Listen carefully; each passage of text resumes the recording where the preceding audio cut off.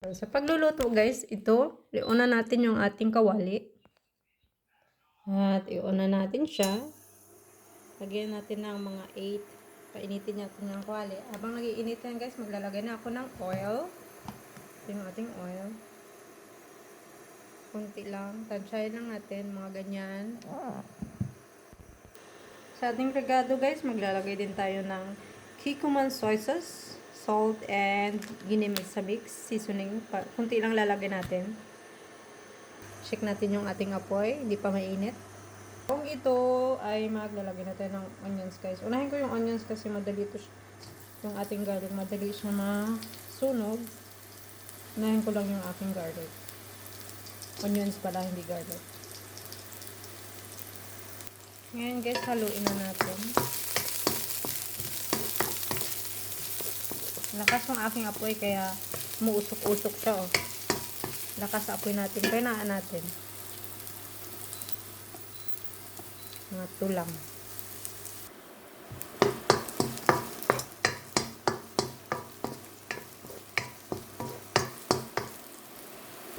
Lagay ko na guys yung aking garlic.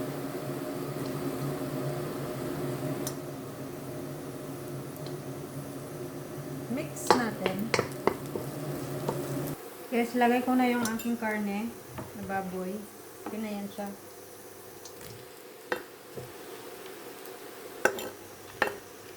Mix natin.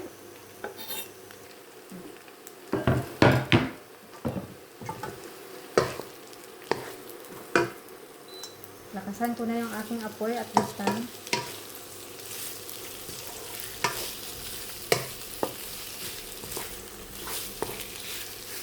Haluin ko lang to guys. So, hindi natin mamaya. Ayan, medyo okay na siya. Ilalagay na natin mo ng salt and pepper. Ayan na salt. Hindi lang. And pepper. Hindi lang yung pepper.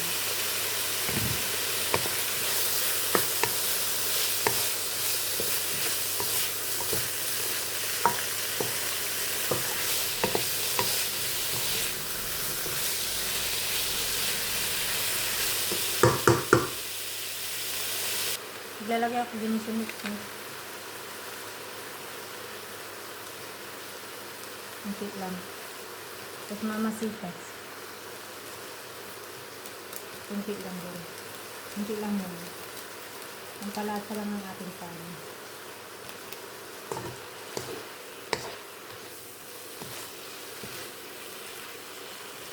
Ngayon guys, maglalagay ako tubig. Kunti lang. Palambutin lang natin yung karne.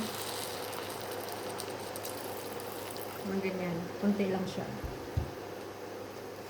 Takpan natin.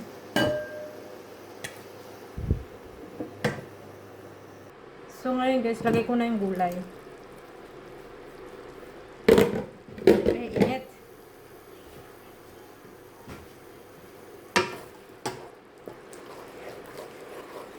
Wait lang ah.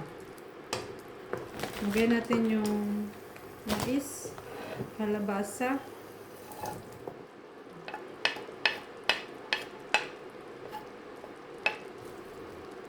kalabasa.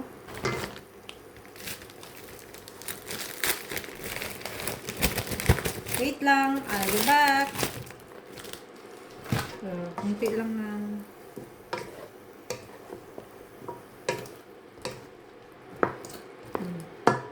ice pa. Okay ko na rin yung aking green beans. Wagyu beans natin. Dagdag ako ng kunting tubig.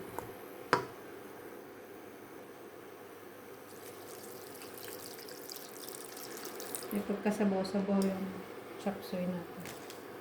This time. Lagyan natin ng pampalasa. Chop suey.